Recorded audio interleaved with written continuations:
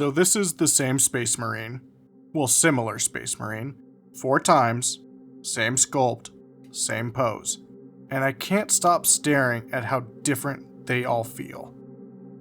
I came up with this idea one night thinking about how we're all painting the same models, same sculpts, same poses, often even the same general color choices, and yet, somehow, every project still ends up feeling personal and different.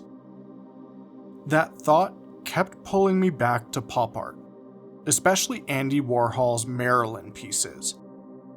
They're the same face, repeated over and over, but each one reads differently, just because of the color. Nothing else changes, yet everything does.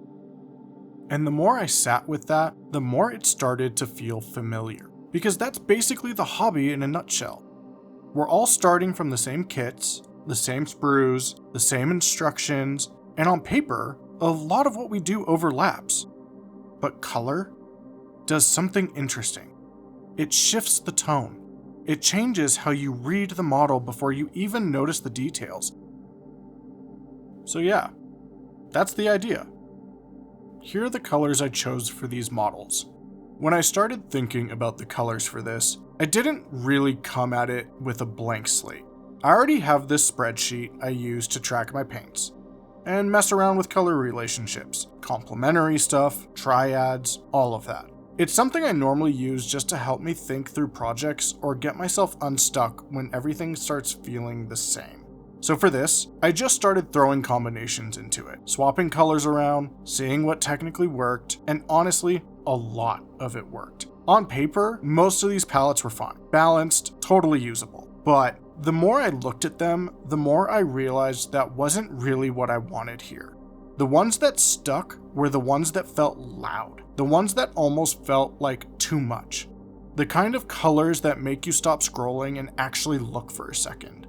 I ended up going through way more combinations than I expected, and at some point, it kind of clicked. This wasn't about being subtle, it was about impact.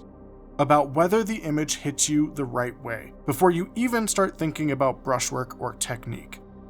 I kept coming back to this really simple test. If I turned this into a JPEG, printed it out, and stuck it on the wall, would I actually want to live with it? Because if I can't convince my wife to let me hang it in our living room, then yeah, it probably wasn't there yet.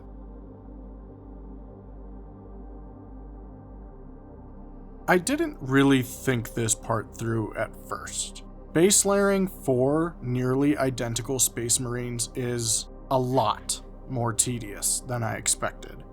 I'm not a speed painter by any means, but this felt slower than normal. Same motions, same steps, over and over again. It definitely tested my patience more than I thought it would. There's also that moment when you're a little too far in to turn back, but not far enough to see if the idea actually works. And you're just kind of hoping it comes together the way that it does in your head, because right now, it mostly just looks messy and unfinished. That part always messes with me a little. But once the base layers are finally down, once everything starts to feel established, I kind of stop thinking so much and just paint. That's usually when the process starts to feel good again. This project was never about perfection. This was just fun. Letting things be a little rough, a little uneven, seeing what happens when I don't try to control every brushstroke. Because that's kind of the point. Even when we're all painting the same models, those small differences, the imperfections, are what actually make them feel personal.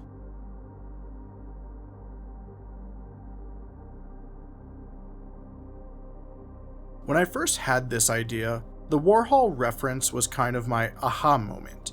The same image, repeated over and over, somehow reading as completely different just because of color.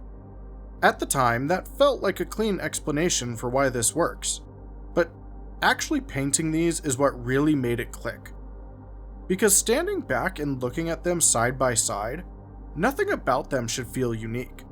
Same sculpt, same pose, same process. On paper, they're identical. And yet, they don't read the same at all. What surprised me is realizing how early that difference shows up. Not in details, not in technique, not in refinement. It's all decided right at the beginning. The palette, the contrast, how aggressive or restrained the color is allowed to be. Once those choices are made, everything else almost doesn't matter. The model already has a personality before you even touch a highlight. And that's when the idea really locked in for me. Even when we're all painting the same model, those high-level color decisions are enough to make it feel completely different.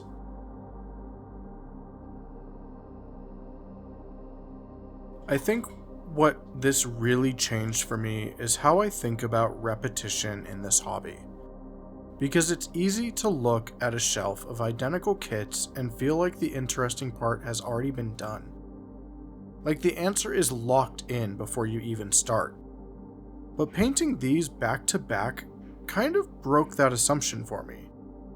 Working with the same sculpt, the same rules, the same limitations, it didn't feel restrictive. It actually felt freeing. Like the space for creativity wasn't smaller. It was just more focused. You don't need a new model to explore something new. You don't need a complicated technique or a perfect finish. Sometimes it's just about committing to a choice and seeing it through. And I think that's easy to forget, especially when you're surrounded by incredible work all the time. It can start to feel like there's a right way to do things, or a look you're supposed to be aiming for. Doing this reminded me that there's way more room inside the hobby than it looks like from the outside, even when everyone's starting from the same place.